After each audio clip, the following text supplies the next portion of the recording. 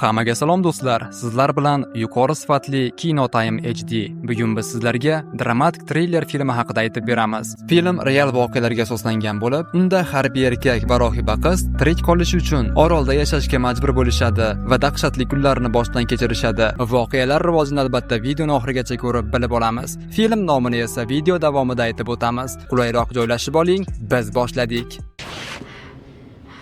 Voqealar 1944-yilda Tinch okeanidagi urush paytida boshlanadi. Amerikalik dengiz piyodalari kapitani Ellison yaponlar tomonidan hujumga uchraydi va omon qolib, rezinali qayiqda kunlab ochiq dengizda suzadi. Nihoyat u kimsasiz orolga yetib keladi. Bu yerda esa u kutilmagan holatga duch keladi. Orolda yolg'iz yashaydigan rohiba Angela bilan uchrashadi. Angela Ellisonni ko'rib qo'rqib ketadi, lekin Ellison uni tinchlantirib, "Qo'rqmang, men amerikalikman va siz men bilan xavfsizsiz" deydi. Keyin erkak ayoldan orolda nechta odam yashashini so'raganida, Angela bu yerda yolg'iz yashayman deb javob beradi. Keyin Angela uni yashaydigan joyiga olib boradi va ovqat bilan mehmon qiladi. Ellison undan nima uchun yolg'izligini so'raganida, urushdagi tartibsizlik tufayli ular bir muddat orolda yashirinishga qaror qilishgan. Afsuski, u bilan kelgan ruhoniy kasal bo'lib vafot etgan ekan va Angela yolg'iz qolgan. Ayolning odamlari esa uni yaponlar asirga olgan deb o'ylashgan. Shuning uchun hech kim uni qutqarishga kelmagan. Keyin ular birga ovqat topish uchun yo'lga chiqadilar. Ellison daraxtlarga chiqib, kokos va boshqa mevalarni terib Angelaga uzatadi.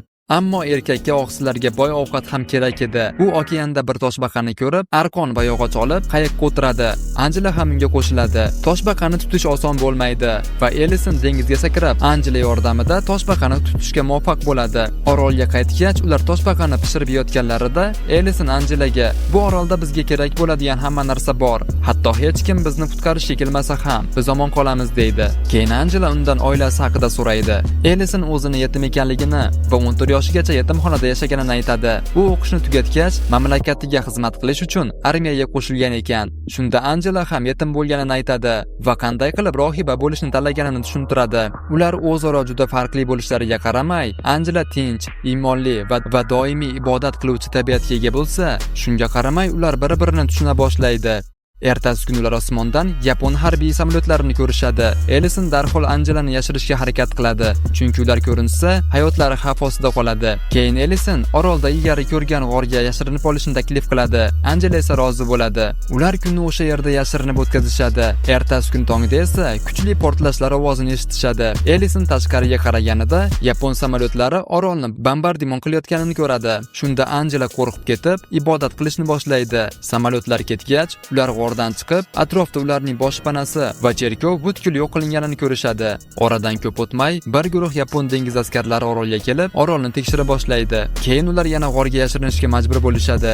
Ellison hushyorlik bilan pichoqni olib, Angelani himoya qilishga tayyorlanadi. Ammo xayriyatki askarlar g'orga kirishmaydi. Shunda Angela yaponlarga taslim bo'lishni taklif qiladi.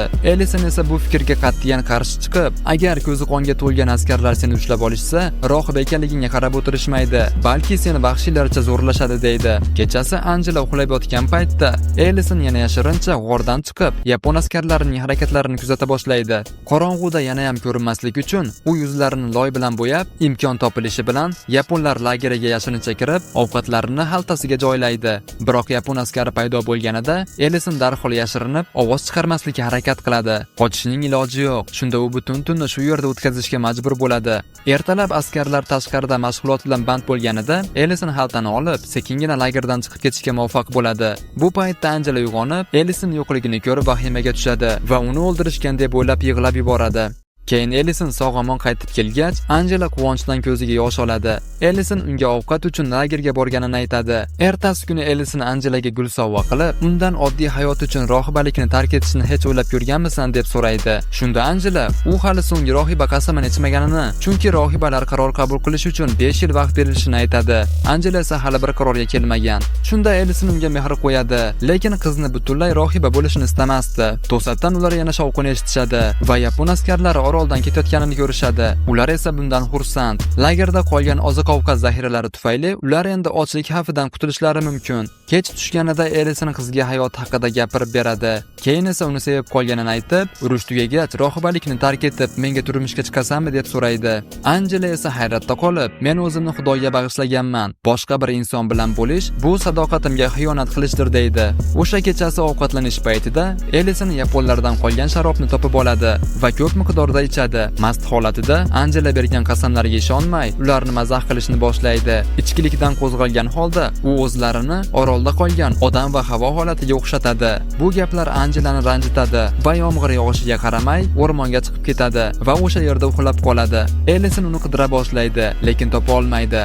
Ertalab esa u Angelani hushsiz holda topib, uni ko'tarib lager tomon olib boradi, lekin yapon askarlari qaytib kelganini payqaydi. Shunda Ellison rohibani yana g'orga olib borishga majbur bo'ladi. Ammo Angelaning ahvoli yomonlashmoqda. Hayotini xavf ostiga qo'yib, Ellison yaponlar lageriga yashirincha kirib, adyol va dori-darmonlarni o'g'irlaydi. Ammo bir askar uni ko'rib qoladi. Qochib qutulish uchun Ellison o'sha askarni pichoq bilan o'ldirib, jasadni yashiradi. G'orga qaytgach, Angelani kiyimlarini almashtirib, dorilarni beradi. Angela hushiga kelgach, kim uning kiyimlarini almashtirganini so'raydi. Ellison esa unga hayotini saqlab qolish uchun shunday qilganini tushuntiradi va mast holatida qilgan harakatlari uchun uzr so'raydi. Angela esa uni kechiradi. To'satdan tashqarida portlash ovozlari eshitiladi. Ellison tashqariga chiqib tekshirganida yaponlar orolni yana bombardimon qilayotganliklarini ko'radi. Yaponlar ulardan biri o'ldirilganini sezib qolishgan ekan va endi ular qotilni qidirishmoqda. Nihoyat yapon askarlari g'orga yaqinlashadi. Ulardan biri baqirib, "Tashqariga chiqing. Aks holda ichkariga granat otamiz" deydi. Shunda Ellison va Angela oldida ikkita yo'l qoladi: taslim bo'lish yoki o'lim. Dahshatga tushgan Angela o'limi yaqinligini his qilib, ibodat qila boshlaydi. Lekin shu paytda kuchli portlashlar eshitiladi. Yapon askarlari baqir-chaqir qilib yugura boshlaydi. Shunda Ellison bu Amerikaning harbiy floti orolni bombardimon qilayotganini tushunadi. Keyin ular tashqariga chiqib, osmon uzra uchayotgan Amerika samolyotlarini ko'rib, yuraklari quvonchga to'ladi. Keyin Ellison Angelaga amerikaliklar orolga qo'nishi oson bo'lmaydi. Yaponlar bu yerga 4 ta zambarak o'rnatishgan va men ularni yo'q qilishim kerak deydi. Angelaning ko'ngli g'ash bo'lsa-da rozi bo'ladi. Keyin Ellison g'orni tark etib, bombardimonlar orasidan o'tib, to'plar joylashgan hududga yuguradi. Ellison birin-ketin to'plarni ishdan chiqarishni boshlaydi. Nihoyat u barcha to'plarni zararsizlantirib, ko'plab amerikalik askarlarning hayotini saqlab qoladi. Shundan so'ng Amerika floti bombardimonni to'xtatadi va Angela g'ordan chiqib, Ellisonga yordam beradi. Ellison unga qarab, "Endi yo'llarimiz ayrilmoqda. Balki endi bir umr ko'rishmaymiz" deydi. Angela esa ko'z yoshlari bilan, "Men hayotimni sen bilan o'tkaza olmasam-da, sen har doim yuragimda bo'lasan" deb javob beradi. Keyin Amerika floti orolga tushib, o'z bayrog'ini tiklaydi. Flot kapitallari esa Ellisonni ko'rib hayratda qolishadi, chunki uni halok bo'lgan deb o'ylashgan edi. Keyin esa uni to'shakka yotqizib olib ketishadi. Лучше? Film real voqealarga asoslangan bo'lib, unda erkak va ayol aviahalokatga uchrab, tog'li hududlarda hushiga kelishadi va birgalikda dahshatli kunlarni o'tkazishga majbur bo'lishadi. Voqealar rivojini albatta filmning oxirigacha ko'rib bilib olamiz. Film Alex ismli go'zal ayolning aeroportga kelishi bilan boshlanadi. Qizning kayfiyati buzildi, chunki uning reysi bekor qilingan edi. Vaholanki 2 kundan keyin u turmushga chiqish kerak edi. Bu yerda Ben ismli erkak ham bor va uni ham tez orada operatsiya qilish kerak bo'lgan bemor kutmoqda. Shunda Alex Benning ham xuddi shunday muammosi borligini eshitib, unga bir reja taklif qiladi. Судя по всему, у нас с вами одна проблема. Мне нужно попасть в Денвер, чтобы успеть. Ular xususiy uchuvchi Walterning oldiga borishadi va $800 evaziga manzilgacha olib borishga kelishib olishadi. Uchishdan oldin Ben va Alex uchuvchidan uchish rejasini topshirganmi yoki yo'q so'rashadi. Uchuvchi esa bu ortiqcha, hatto bo'ron ham men uchun hech gap emas deb javob beradi. А как же буря? Это ерунда. Parvoz davomida Ben o'zining Londondan ekanligini, lekin amerikalik ayolga uylangani haqida aytib beradi. Alex esa jurnalist bo'lib ishlashini ochiqlaydi. Biroz uchishganidan so'ng Walter bo'ron joylashuvi o'zgarganini payqaydi va markazga koordinatlarni uzatmoqchi bo'ladi. Ammo bunga ulgurmasdan ahvoli og'irlashib, hushdan ketadi. Ben esa Walterni o'ziga keltirishga harakat qiladi, ammo bu yordam bermaydi. Eng yomoni hali oldinda edi, chunki samolyotning dum qismi uzilib ketdi va ular tog'lar orasida halokatga uchraydilar.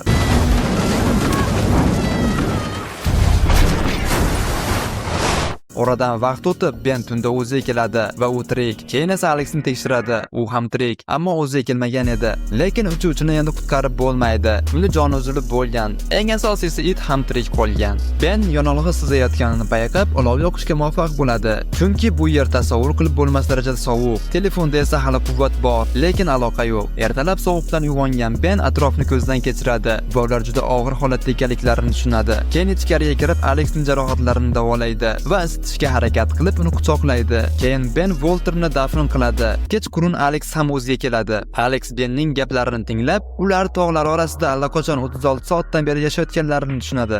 Ertalab Ben osmonda bir samolyotni ko'rib, unga signal raketasini uchirib yordam so'rashga harakat qiladi, lekin hammasi behuda. Ular yonadigan har qanday narsani yoqib, jon saqlashga urinishmoqda. Oradan 3 kun o'tdi va Alex harakatlanish kerak degan qarorga keladi. Lekin Ben qolish fikri yaxshiroq ekanligini ta'kidlaydi. Oxir-oqibat Alex oyog'i yaralanganligi sababli Benni yolg'iz ketishga majbur qiladi.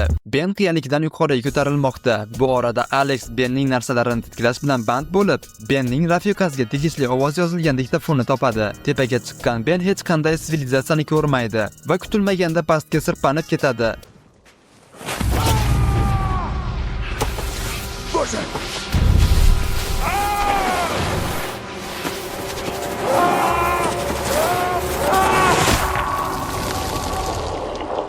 Lekin mo'jizaviy tarzda jarlikka qulashdan omon qoladi. Bu orada Alexga yovvoyi hayvon xavf solmoqda. It yovvoyi mushukka birinchi bo'lib hujum qiladi, lekin jangda yengiladi. Shunda Alex signal raketasini ishlatib, yirtqichni haydaydi. Ben ortga qaytganida yaralangan itni ko'rib, uni yarasini bog'lab qo'yadi. Yaralangan puma esa uzoqqa ketmagan ekan va ular yirtqichni o'ldirib, kechki ovqat tayyorlashadi. Ko'p o'tmay Alex yana harakatlanish kerakligini ta'kidlamoqda.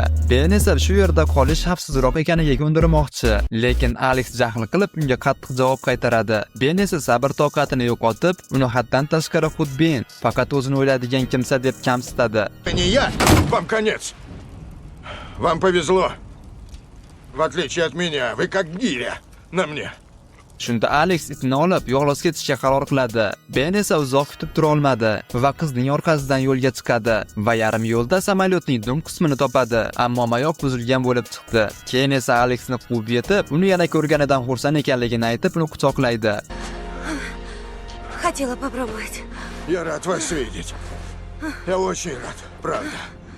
Nihoyat ular birga harakatlanib, oxir-oqibat bir toshli joyga yetib borishadi va u yerda tunashga qaror qilishadi. Sayohat davomida ular bir-birlarini yaxshiroq taniy boshlaydilar. Bir-birlariga suyanib, isinishga harakat qilishadi va Ben ilgari aytgan gaplari uchun Alexdan kechirim so'raydi. Shuningdek, mayoq haqida ham aytib beradi. Keyin esa ular bir-birlarini quchoqlagan holda uxlab qoladilar. Ertalab Ben Alex uxlayotgan paytda uning qo'lidan muloyimlik bilan ushlaydi. Alex yana xavfli yo'l bilan ketmoqchi bo'ladi, lekin Ben uni bu fikridan qaytarishga uringanida Alex yana jahl qilib, o'zi boshqa yo'ldan ketishga qaror qiladi. Lekin Ben endi uning ortidan yurmoqchi emas. Lekin keyinroq Alex Benni quvib yetib, undan kechirim so'raydi. Keyin esa ular tunab qolish uchun joy qidirishga urinib ko'rishadi, lekin topisha olmay, nihoyat o'rmon o'rtasida, ochiqlikda bir-birlarini quchoqlagan holda tunab qolishga majbur bo'lishadi. Ertasi kuni ular yana yo'llarida davom etib, chanqoqlarni qor bilan qondirishadi. Shu payt Ben it qayergadir ketganini payqab, uning ortidan boradi va tashlab ketilgan eski uyga duch keladi. Bu orada Alex muzli daryoga tushib ketadi.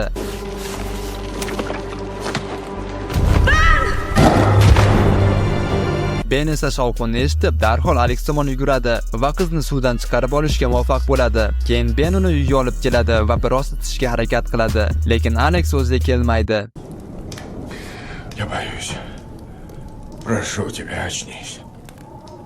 Tasodifan Ben shpris topib oladi. Keyin tuzli eritma tayyorlab, uning tomiriga ukol qilishni o'ylaydi. Lekin bu o'ta xatarli bo'lishi mumkin. Ammo shunday bo'lsa-da, Alexning ahvolini ko'rib, nihoyat protsedurani o'tkazishga qaror qiladi. Alex esa bir necha kundan so'ng o'ziga keladi. Ben esa unga g'amxo'rlik qilishda davom etmoqda. Oradan vaqt o'tib, Alex yana yo'lda davom etish kerakligi haqida gap boshlaydi. Ben esa bu yerdan qutulib ketishlariga va'da beradi. Ben tashqarida o'tin terayotgan paytda Alex Benning rafiqasi yozib qoldirgan diktafon yozuvlarini tinglaydi, lekin Ben tasodifan kelib, bu holatni eshitib qoladi va undan qattiq jahli chiqadi. Ma'lum bo'lishicha, Benning rafiqasi endi yo'q va Alex qilgan ishi uchun undan kechirim so'raydi. Shundan keyin ular bir-birlariga yaqinlashib, divanga o'tishadi va o'sha ishni qilishadi.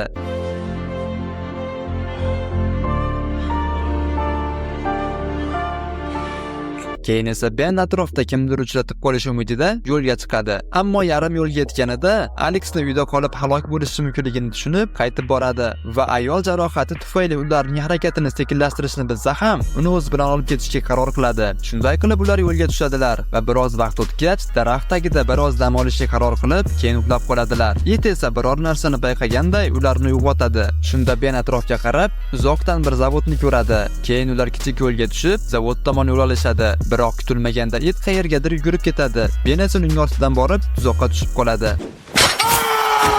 Черт! Endi ahvol nihoyatda og'ir. Alex zavod tomon yolg'iz borishga to'g'ri keladi. Ketishdan oldin Benni o'pib, tez orada qaytishga va'da beradi. Benning esa ahvoli og'irlashmoqda va ko'p o'tmay hushidan ketadi. Bu orada Alex manzilgacha yetib boradi va yo'lda hushidan ketadi. Yaxshiyamki yuk mashinasining haydovchisi uni ko'rib qoldi. Oradan vaqt o'tdi va Ben shifoxonada yuvinmoqda. U Alex yotgan palataga kirib, uni o'padi. Alex unga rahmat aytib, ular tirik qolganlari uchun unga minnatdorchilik bildiradi. Eshikdan esa Alexning bo'lajak turmush o'rtog'i kirib keladi va Ben bilan tanishadi. Познакомься. Это Марк. Вы Марк? Да, вы Бен? Да. Keyinroq Ben ularning oilasiga xalaqit bermaslikka qaror qilib, xonadan chiqib ketadi. Ben itni o'zi bilan olib, ishiga va odatiy hayotiga qaytdi. Alex ham o'z hayotini davom ettirmoqda, ammo doim Ben haqida o'ylardi. Kunlarning birida Alex Benga bir nechta suratlar jo'natadi. Shundan so'ng Ben uni uchrashuvga taklif qiladi. Suhbat davomida Alex turmush qurmaganini ochiqlaydi va bo'lajak eri bilan munosabatlariga nuqta qo'yganini aytadi. Xayrlashayotganda Ben qiziga baxt tilab kuzatib qo'yadi. Ular bir-biridan uzoqlashmoqda, lekin bu ularning ikkalasi uchun ham juda og'ir kechadi. Chunki ular qanday og'ir kunlarni birgalikda boshdan kechirishgan edi. Ammo nihoyat oxirida ular to'xtab, ortga qaytishadi va bir-birlarini quvaydi.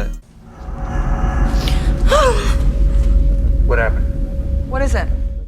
Film Anna ismli shifokor bemorni ko'rish uchun palataga kirishi bilan boshlanadi, lekin bemor g'oyib bo'lgan edi. Keyin Anna nimalari bo'layotganini bilish uchun resepsiyonga boradi, lekin u yerdagi qizlar ham bemor haqida hech narsa bilishmasdi. Shu payt ulardan biri, balki morgdan izlab ko'rishimiz kerakdir deydi. Anna esa qanday qilib bo'lmasin, bemorni o'lik yoki tirigini topishni buyurib, o'zi chekish uchun tashqariga chiqadi. Anna endi chekmoqchi bo'lganida kasalxonadan o'liklarni morgga olib boradigan maxsus mashina chiqayotganini ko'rib qoladi. Keyin Anna, balki ular uning bemorni olib ketayotgan bo'lishlari mumkin deb, mashina ortidan kuzatishga qaror qiladi. Nihoyat mashina qandaydir begona hududga kelib to'xtaydi. Anna esa ularning ortidan bino ichiga kiradi. Ichkariga kirgan Anna bu yerdagi yashirin va noqonuniy holatni ko'rib hayron qoladi. Keyin ishchilardan biri bu maxsus xona ekanligini va bu yerga begonalar kirish taqiqlanishini aytib chiqib ketishini so'raydi. Shunda Anna, bu yerga meni bemorim, meni roziligimsiz olib kelingan deb bemorni qaytarishlarini talab qiladi. Aks holda politsiya chaqirishini aytadi. Keyin laboratoriya rahbari kelib, bemoringiz allaqachon o'lim yoqasida, lekin u o'limi bilan bizga o'limdan keyingi sirlarni ochishga yordam berishi mumkin deb rejalarini tushuntira boshlaydi. Annaga maxsus xonani ko'rsatib, bu xona zamonaviy texnologiyalar bilan qoplanganini va u yerdagi magnit maydoni, ultra binafsha nurlar, xonadan havoni so'rib tashlash uchun maxsus pompa va boshqa ko'plab eksperiment uchun mo'ljallangan texnikalar haqida aytib beradi. Maqsad inson o'lganidan keyin uning ruhi bilan nimalar sodir bo'lishini bilish. Yana olimning aytishicha, bu kvant texnologiyasi bunday murakkab ishni qila olar ekan, lekin Annaga bu ishlar yoqmaydi va bemorini qaytib berishlarini talab qiladi. Shunda rahbar gap boshlab, biz yangi sirlarni ochishga juda yaqinmiz. Bemoringiz esa bir necha soatdan keyin baribir o'lib ketadi. Lekin agar siz rozilik bersangiz, biz uning ruhi bilan muloqot qilishimiz mumkin deydi. Keyin Anna bemorni ko'rmoqchi ekanini aytadi. Bemor kelganida Anna unga dorilarni berishlari kerakligini va bemorning roziligisiz tajriba o'tkazish noqonuniy ekanini tushuntiradi. Shunda rahbar ma'lumot daftarchasini olib, erkakning yaqinlari yo'qligini va bu haqida hech kim bilmasligi mumkinligini aytadi. Bu gaplardan keyin Anna nihoyat eksperimentga rozi bo'ladi va nihoyat bemor o'sha maxsus xonaga kiritilib, tajriba boshlanadi. Keyin ular ekran qarshisiga o'tirib, bemorni o'lishini kutishadi. Oradan ko'p o'tmay, jon uzilish jarayoni boshlanadi va hammaning ichida chuqur hayajon. Olimlar esa tezda joylarini egallab, vaziyatni o'rganishmoqda. Rahbar esa bo'layotgan ishlardan mamnun. Nihoyat bemorning joni uzildi. Amin. Lekin olimlar bemor massasi faqatgina 21 grammga kamayganidan boshqa hech narsani kuzatishmadi. Keyin shifokor Anna kamera oynasiga yaqinlashadi va shunda dahshatli voqea sodir bo'ladi. Anna bemor ruhini ko'rib dahshatdan baqirib yuboradi. Lekin olimlar nima bo'layotganini tushunishmasdi, chunki ruh faqatgina shifokor Annaga ko'rinayotgan edi. Keyin to'satdan ruh bezovtalana boshlaydi, xuddi dahshatli nimadandir qochishga urinayotgandek. Shifokor esa biz uni qo'yib yuborishimiz kerak, u qopqonga tushib qoldi va nimadandir qo'rqmoqda deydi. Lekin olimlar uning gapiga ishonmay, u shunchaki o'yin qilyapti degan fikrga borib, Annadan spektaklni to'xtatishni so'rashadi. Olimlardan biri Annani chaqirib, balki siz charchagan bo'lishingiz mumkin, bir oz dam olib oling deb maslahat beradi. Ayol esa men aqldan ozganim yo'q deb javob beradi. Shu payt boshqa olim kelib, ularni chaqirib, ekranda qandaydir holatlar sodir bo'layotganini ko'rsatadi. Harakat ichkaridan tashqariga emas, balki tashqaridan ichkariga bo'layotgan edi. Keyin ruh Anna uni ko'rayotganini bilib, shifokordan yordam berishini so'raydi. Shu payt ruh nimadandir qo'rqib ketadi. Bu holat esa ekranda ham ko'rinadi. Rahbar esa nihoyat biz buni uddaladik, endi ajalni ko'rishimiz mumkin deydi. Shifokor esa bu ishimiz noto'g'ri, bundan yaratganning g'azabi kelishi mumkin deb qurilmani o'chirishlarini so'raydi. Lekin hech kim uning gapiga quloq solmaydi. Shunda Anna o'zi qurilmani o'chirishga qaror qiladi. Bu orada esa maxsus xonaning qobig'i yorilib, ichkariga nimadir kirgani ko'rinadi. Shu pallada Anna qurilmani o'chiradi. Ruhning esa yo'li ochilib, nihoyat osmonga ko'tariladi. Shundan keyin qurilmani yana yoqishadi. Olimlar esa nimalar bo'layotganini tushunmay qolishadi. Annani tinchlantirish uchun boshqa xonaga olib kirgan olimlardan biri shifokor nimani ko'rganiga qiziqib, ayoldan so'raydi. Ayol esa hammasi tugadi, ruh u yerdan ketdi deb javob beradi. Shunda olim, keyingi tajribamizda buni albatta bilib olamiz deydi. Boshqalar esa xona ichida hali ham g'alati holatlar bo'layotganini sezishadi. Balki qobiq yorilganida xonaga nimadir kirgan bo'lishi mumkin va endi u yerda qolib ketgan. Shunda olimlar biz uni ushladik deydi, lekin aynan nimani ushlashganini bilishmasdi. Rahbar esa bunga ishonmay, eshiklarni ochishni buyuradi. Olimlar esa biroz vaqt berishini so'rab, Annani chaqirib, undan xona ichida biror narsa ko'ryaptimi yoki yo'qmi so'raydi. Anna esa oynaga yaqinlashib, g'alati maxluqlarni ko'radi. Ulardan biri esa Annaga Jim degan belgi beradi. Shunda Anna olimlarga u yerda hech nima yo'q deb javob berib, eshiklarni ochavering, endi nima bo'lishini bilib olamiz deydi. Film esa shu yerda tugaydi.